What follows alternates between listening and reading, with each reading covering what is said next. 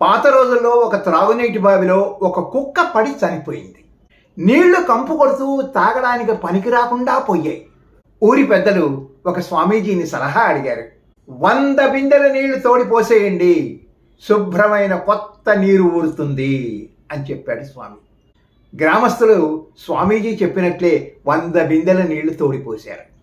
అయినా ఆ నీళ్లు అపరిశుభ్రంగా కంపు కొడుతూనే ఉన్నాయి. మరొక 100 బిందెల నీళ్లు తోడిపోశారు. అయినా ఆ నీళ్లు గబ్బు కొడుతూనే ఉన్నాయి. ఇంకొక 100 బిందెల నీళ్లు తోడిపోశారు. అయినా ఆ నీళ్లకున్న కంపు పోలేదు. మళ్ళీ స్వామీజీ దగ్గరికి వెళ్ళి గోడు విన్నవించుకున్నారు.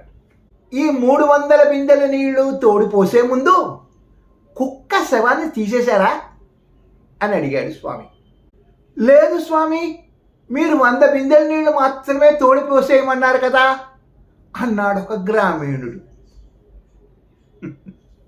ఆలోచిస్తే మనం కూడా మన సమస్యలను ఇదే విధంగా పరిష్కరించుకోవడానికి ప్రయత్నం చేస్తూ ఉంటాం.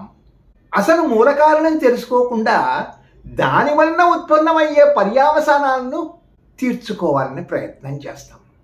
మన శ్రేయోభిలాషుల సలహాలు తీసుకుంటామే కానీ మన మేధస్సు ఉపయోగించి తార్కికంగా విశ్లేషించం.